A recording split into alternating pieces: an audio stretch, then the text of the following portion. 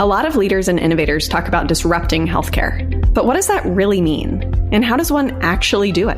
On Life-Centered Healthcare, we dive into these questions and more, talking to innovators who are leveraging Clay Christensen's theories to transform our healthcare ecosystem. I'm Ann Somers Hogg, Director of Healthcare at the Clayton Christensen Institute, and I hope these stories help inspire you along your journey to transform health and care.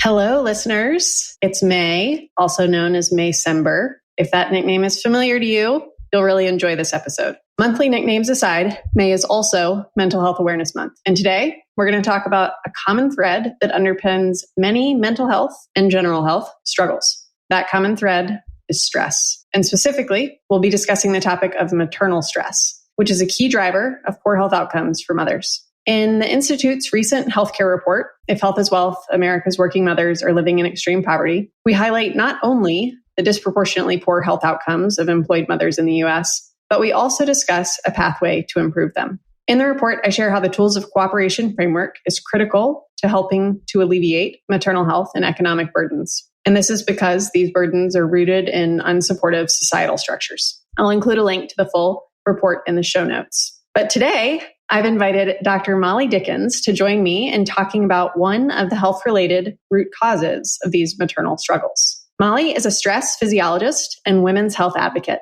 Her ongoing work focuses on the intersection of stress, maternal health, and the structures, systems, and cultural narratives that fail to support women and working parents. Can you see why I invited her here today? Molly has written about this work for CNN, Quartz, Harvard Business Review, and the New York Times. Molly currently holds a position as a visiting researcher at the University of California at Davis. She serves as a research advisor to Poppy Seed Health, and she founded a new initiative, the Maternal Stress Project, to explore and map the stressors related to modern American motherhood.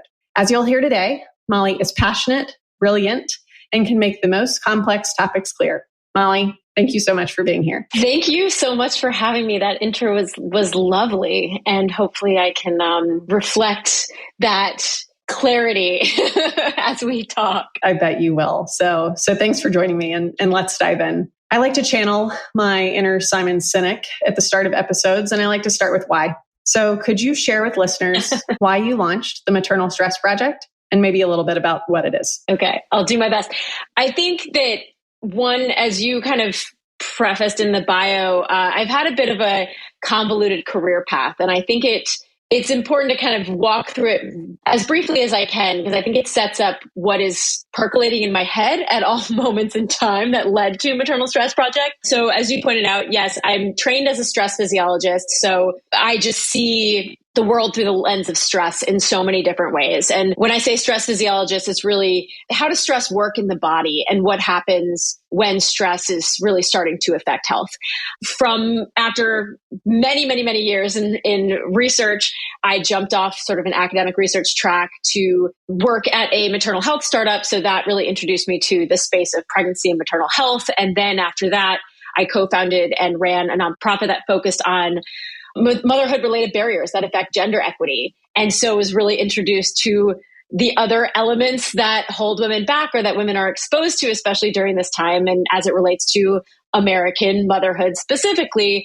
And so all of this is really bubbling in my head. And I just felt really drawn to putting all the pieces together, essentially starting with what are all the stressors? What are things that I can identify or point to as stressors related to the experience of mothering in America, and how can this affect our health? And then this was also on top of just general timing around what I consider kind of a big mismatch in how we talk about stress and how we talk about health and women's health and motherhood.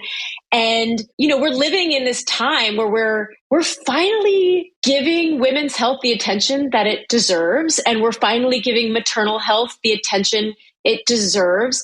And we're calling out, there's a big report on the health gap.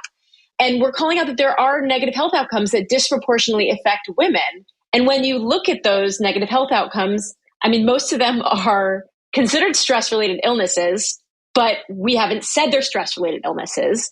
we don't acknowledge or really discuss how a disproportionate stress load falls on women, especially mothers and caregivers in this country. And yet, again, part of this mismatch is that we exist in, as you teed up, we exist in a society and culture that knows that stress impacts our health. We've accepted that stress impacts our health. We talk about how stress impacts our health. And then we say that the best stress management tool is to exercise, sleep, or nap. And this mismatch that one prompted this mapping of stressors to say, okay, nap, exercise, sleep more, that's fine. That's on this individual level. But can we see that there is more to this? There's bigger solutions that can actually address the stress that is related to health and women's health and mothers' health. And also, can we put this in the context of failure of our structures and systems and societal expectations that relate to stress and talk about fixing those as part of a just more broad stress management strategy? Yes. I love how you articulated the problem there and how you called out the mismatch between societal and systemic causes of this stress, and then the recommendation for individual level solutions. There's a huge mismatch there, and you really get to the root of that. When we think about stress, in our society, we use the word stress a lot. It's a word that means everything and nothing at the same time. And to make sense of this in your writing, you have delineated between acute stress, chronic stress, stressors, and stress drivers. Could you give a brief overview of each of these factors so that when we speak about stress, we can do so correctly? I think the problem is that I have a lot of definitions that I kind of stick to as a stress researcher.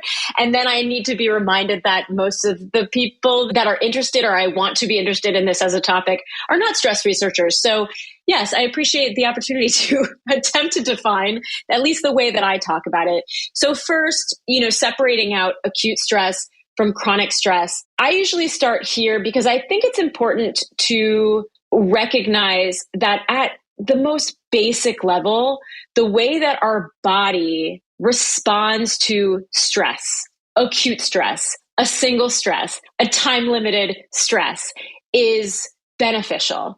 It is adaptive. We have adapted this stress response system as a way to survive in the wild, right? But we are modern humans. And so our modern humans have, in a way, I guess, co-opted this system that is very primal to respond to very basic triggers. And we overstimulate it. So at its basic level, our brain has adapted to key into some key factors that might be threatening in our environment. So those key factors are uncertainty or lack of control or novelty. We can talk about how all of that relates to parenting in general. And so when our brain is processing this, it's going through this perception filter that is trying to decide whether or not this external stressor, so a stressor being defined as something that is stimulating this physical stress response, our brain is perceiving these stressors and stimulating that physical stress response. And if it's on this acute level, so one time, something relatively quick, something that shuts off, something that our body can recover from, that's perfectly fine. That's perfectly healthy. We're not going to get sick from that. Where it becomes problematic is that we're modern humans and what I call modern day lions, and our brain is triggering this in a way that is not allowing our body to recover. It's piling on in a way it's compounding. And so it's pushing this normal adaptive response beyond what it has adapted to do. And that is when you start to see chronic stress effects. And so oftentimes when we talk about stress, we're actually talking about chronic stress. We're saying, I caught a cold because I was stressed, or my autoimmune disease is flaring up because of stress. We're talking about these health effects that are related to chronic stress, and they're very real. We know that chronic stress relates to short and long-term health effects. We know that it relates to mental health. It exacerbates mental health disorders. It initiates mental health disorders. It's very interconnected with a lot of different illnesses in a way where it initiates or exacerbates or kind of flares up things that we're most likely at risk for. So stress, just to, complicate things for a second, it's not a disease itself. It's not an illness. It's not diagnosable, which is another reason that it gets complicated in these conversations. But we know that stress exacerbates, initiates illnesses, and that definitely relates to, and has been well studied, that it's well connected to mental health disorders. And the way that I think sometimes I talk about stress exacerbation or stress driving or even stress buffers is because going to that perception filter, the way we perceive, when I think about stressors and the way I talk about stressors in the scope of the Maternal Stress Project and stress related to American motherhood, is that these are psychological stressors. These are external to us. These are things that we have to be exposed to in our environment, and then our brain is perceiving it as a stressor. And that is what is causing the physical stress response that gets us into health trouble, right? And so with that perception filter, you can have that response. It can be bigger, it can be smaller, it can be more severe, it can last longer, it can be shorter. And so you have things that make that physical response worse, and you have things that make that physical response less worse, I guess. And so there's an opportunity also to reduce the severity even of how we perceive and how we physically respond. That is a great background. So it's clear that acute stressors aren't what makes us sick. It's what you call the modern day lions that are around all the time that are creating the chronic stress. And it's those chronic stress effects that create the short-term and the long-term health effects, because we know they can initiate and or exacerbate health issues. I really like what you said about stress isn't diagnosable. Stress isn't the illness, but really it's the driver for illness. And then to some extent, our perception of said stress can either exacerbate it and make it a bigger problem, or it can minimize it so that there's less of an effect on our health. So if that's a fair summary, I think you answered actually part of my next question, which was, why are these stressors important drivers for maternal health? And I think maybe I would build on that thought and just say, why should we care about them as a society? I know we care about them as mothers and mothers generally care about them, but why should everyone who isn't a mother care about this? Well, one thing before I answer that with the big, why not care about this? But I will get to that. I'll expand on that.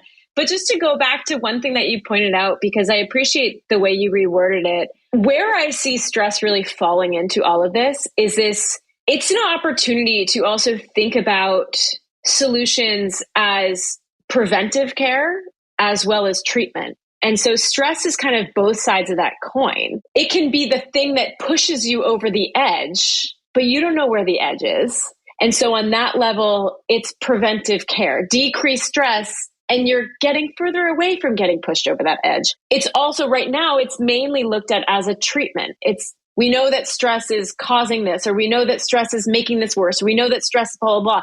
And so when we get into stress management language, a lot of it is on this treatment side of you should be, we also talk about limiting stress in general, but I think it's important to think solutions that are, they're both on treatment and on this preventive care side when we think about it from this healthcare approach. Why should we care about maternal health? Well, the other thing where stress comes in that we've spoken about and that I've written about too is that, especially mapping it, the way that I've mapped it with the Maternal Stress Project is it's also along this timeline. It's a shortened timeline. It needs to be expanded across the reproductive lifespan. Right now, it's centered around the sort of to and through pregnancy and early parenting stage. And again, it should extend into menopause, perimenopause, menopause. It should extend back to adolescence. For now, it's centered on this period. And it's centered there for two reasons. One, I consider this for birthing parents, this is especially a moment of what I consider physiological flux. So the body physically is already being pushed to an extreme across so many of the physiological systems. So the cardiovascular system, the metabolic system, the nervous system, everything in the body is already being pushed because it's prioritizing not the mother's health, it's prioritizing the development of a new human, the birth, lactation, all of these other aspects of bringing this new human into the world. It's prioritizing that over, honestly, the health of the mother. And so what you have is you have a body that's already at risk for illness. And you see this elevated risk, especially when it comes to mental health. You see elevated risk of perinatal mental health disorders, especially postpartum depression and anxiety, right? And stress, again, tied to mental health. You see with the map, there's also stressors that are just perfectly aligned with this time of life when the body and the brain is already most at risk for illness. And part of this is we need to think about, there's definitely stressors on this map that are absolutely inevitable. You cannot predict birth complications that could stack up that element of stress during this time of life, but you can consider how, say, access to paid leave relieves the stress during this exact time of life, right? And so it's trying to see where can we limit stress that is perfectly lined up with sort of the most vulnerable window of time for a person's health. It's almost like an exponential reward for their higher likelihood of health complications during this window of time, higher likelihood of health complications that can be tied to stress. And there's lots of opportunities to limit stress during this while acknowledging that there is some inevitability of it too. And the biggest cause of maternal mortality is mental health related, right? It's suicide. And so what has been called out around this as the biggest risk is that a lot of the deaths, I think 100% of deaths related to maternal mental health issues are preventable. And so if you have something that is 100% preventable, shouldn't we be doing everything in our power to prevent those deaths? You really hit on a great point there with the fact that you have a body that's already at elevated risk for health issues. The stressors around pregnancy and postpartum exacerbate that risk, meaning more people are likely to be tipped over the edge to poor health. And this is a place where if we alleviate those stressors, there's a really high ROI on that. The return on investment there for keeping people away from poor health is really high. Absolutely. That's the best way to put it. I don't know if it's the best way to put it, but I think it's an American way to put it, where we really care about it's a capitalism way to say it, right? That kind of leads me into another line of thinking that is related to what you were just talking about with the stressors around pregnancy and postpartum. And earlier this year, you wrote a piece for the New York Times that was titled, "What the Childcare Crisis Does to Parents," which, as we've discussed, was impeccable. And in it, you call attention to the fact that childcare is healthcare. And we've had a number of conversations about this topic since the article's publication, but could you tell listeners the gist of your argument? Why should we consider childcare to be healthcare, and what are the benefits of framing it this way? Because even as someone who has worked in healthcare for over a decade, and I have young children, so I struggle with childcare, thinking about it this way just turned on a light bulb for me and was so eye-opening. So I'd love for you to recap the argument. I think your response, honestly, that seemed to be a universal response, especially among parents. That was like, this is so obvious moment. And I was like, yes, exactly. We all know this. So just to go back to your question, from my perspective, as a stress person, a failing childcare system. So when it is too expensive, it is impossible to get a spot. It is difficult to keep stable childcare. And then there's just, as you know, as parents know, there's a day-to-day stress of just depending on a very strained system that's really always on the verge of being ripped out from underneath you. And that, going back to what does the brain perceive as stress? It's uncertainty, lack of control, novelty, like childcare precarity, childcare insecurity. It has all of these hallmarks. And again, we know that exposure to stress, chronic stress, has long-term and short-term health impacts. Again, as we've talked about, this is especially true when it comes to mental health. And so with my co-authors, Dr. Lucy Huttner, who's a reproductive psychiatrist, and she sees this in her practice. This comes up in conversations with patients all the time. And the argument feels so obvious, but we hadn't seen it yet. Like we hadn't seen anyone connect the dots. And on top of it, we're living in a time where, as mentioned, the country is finally waking up to the fact that we have a growing mental health crisis. And this crisis is running alongside a growing childcare crisis. And so how do we just connect those two? Because really, the argument goes, if you fix the latter, if you fix the childcare stability, childcare crisis, you diminish the former, the mental health crisis. And I think part of why we hadn't really seen this argument to begin with also goes back to why I started the Maternal Stress Project, is that the research on causality is slim. It is weak. And if we exist in this, we need evidence. We need evidence-based arguments for all the things that we do. We also need to acknowledge that we have weak evidence. We have limited research on this as a topic because of historical underfunding and underappreciation for doing the research. And so it's not because the connection isn't there. It's not because we looked for causality and it didn't exist. It's because the research hasn't been done yet. And so how do we connect these dots with what we know with stress and mental health and what causes stress and how the brain perceives stress and how all of the things? How do we connect these pieces to craft that argument that we all kind of know in our bones that childcare issues are related to our health?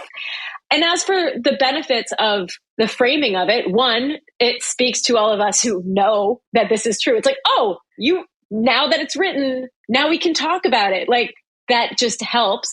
And honestly, it started from wanting to kind of neutralize the argument around childcare funding, to be totally honest. So we've accepted, there's been so much written about how childcare is an economic issue, so much written about how it is an infrastructure issue because working parents can't physically get to work without childcare.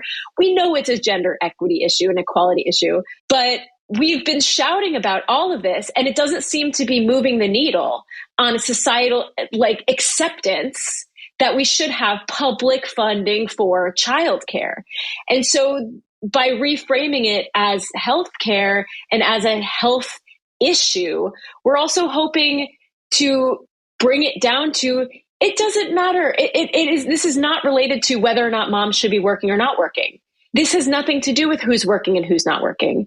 This is related to our health. And it was also kind of kicked off, if we learned anything or benefited at all from being in a global pandemic, it was that we had this kind of equal opportunity disaster that took away childcare from everyone. And we saw that women's health suffers. It's hard to tease apart what's related to what, but there's a lot of building data that it does relate to that. Just throwing the burden of childcare disproportionately onto women affects their health. On top of that, we have a lot of important voices out there already advocating for women's health, for maternal health, for parental health, and bringing this into that space. I also want to be a big call out that when you're already advocating in the space of women's health, maternal health, parental health, we need to continue to include childcare and, honestly, paid leave and other aspects that relate to this stress load on women. We need to continue advocating for these policies as solutions that are also health solutions. Great. Thank you for explaining that. And if listeners haven't read it, we can include the link to that piece in the show notes as well. So Molly, I work in innovation and we're going to pretend that magic wands are real. I'm giving you a magic wand. What's the first change that you would make in the United States to reduce maternal stressors? Well, I mean, it's very on topic, but I do believe this as well. Everyone gets childcare. Everyone gets free childcare from as early as they need it. So free infant care, free early childhood education, free preschool, free. And honestly, like we can look to Nordic countries that are doing a version of this. I mean, I remember hearing from a friend who brought her small kids to Norway, and she showed up and they said, here are your 10 options that will be $500 a month or something. And it's also that has the added sort of mental load relief of you don't even have to find it. You have your options. You know, it is free. It is safe. It is close by. It is all of these things. Like it is just a utopian version of childcare. That would be my magic wand. So yeah. I don't blame you for choosing that one. I might choose that one too. And I like what you said in terms of there are examples to look to in terms of where this is done well, Nordic countries being one of them. All right. And Molly, my last question for you is there a question I didn't ask you that you wish I had? And if so, what's the question and what's the answer?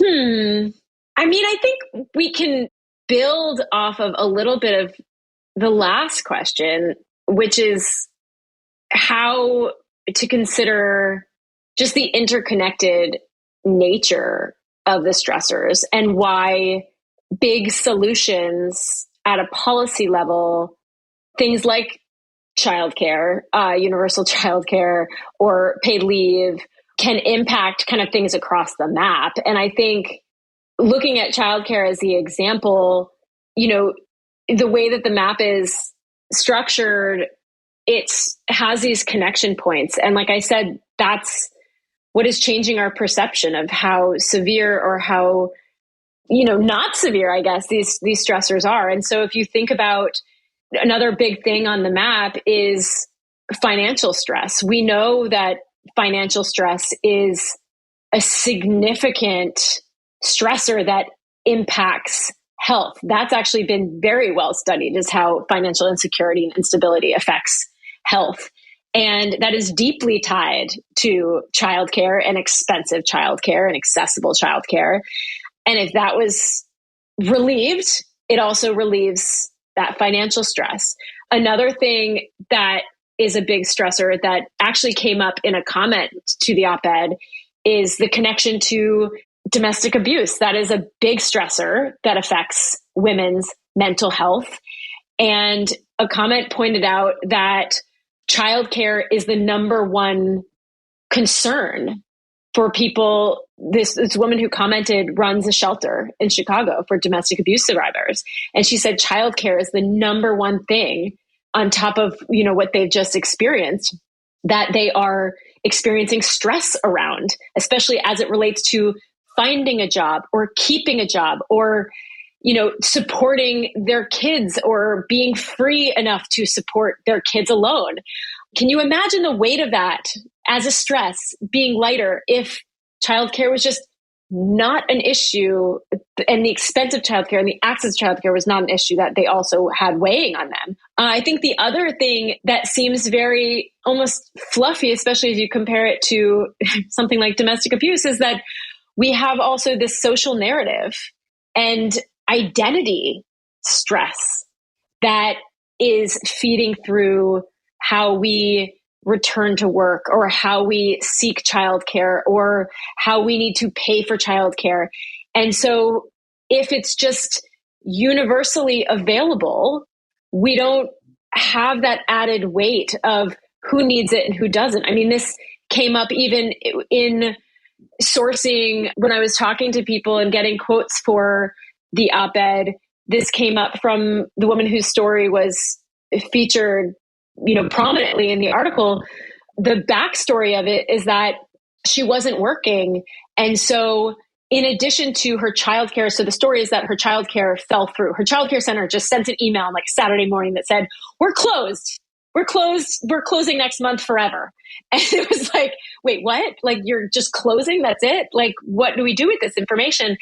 And if you can imagine, the stress of that, of now having to find and source childcare. And then that was compounded by the fact that with this social narrative and her own identity issues that she was going through as not working at the time, she had this added anxiety attached to it of, well, I shouldn't be worried about it. This shouldn't be a problem for me. It's just, I don't know. There's just this added weight of if it was just universally accepted and universally available, and we didn't have this separating of who needs it and who doesn't. I don't know. It's just, there's a lot that it cycles through. It takes us back to how you answered part of that first question in terms of the fact that this isn't an individual level problem. Therefore, individual level solutions won't work. This is a systemic problem that requires systemic solutions. And Molly, your insights today have been incredibly eye-opening, and it makes me so excited that passionate, driven, intelligent people like you are tackling this problem for mothers today, for mothers in the future. And I just want to leave listeners with a few takeaways from what you said. First, acute stressors aren't what makes us sick. It's the modern day lions that are around all the time that are creating chronic stress, and thus the short-term and long-term health ills that stress creates. Stress isn't diagnosable in and of itself. It's a driver for illness. And there's a really high return on investment for reducing stress around pregnancy and postpartum. Our dollars to reduce stress for women in those phases of life will provide a really high return. Childcare in the US is a big modern day lion for parents, and especially mothers who are being chased by this lion for years. If we can fix the childcare crisis, we will help diminish the mental health crisis. And you left us with a comment around the fact that stressors are interconnected, and lack of childcare that is safe, accessible, and affordable is not only a major one, but it's one way to alleviate these stressors if we can provide it for everyone. Again, because it's a systemic issue that requires a systemic solution. So Molly, you have reminded us that when it comes to women's health, we've come a long way, but we still have a long way left to go. So thank you so much for your time, for your insights, and for your work on this intractable problem. Thank you so much for having me. Thank you for listening to Life-Centered Healthcare. If you like what you heard, please leave a review on Apple, Spotify, or wherever you're listening. And for more of the latest in healthcare, check out our website, christenseninstitute.org. You can sign up for our newsletter and read our latest industry insights. Until next time, have a wonderful day, everyone.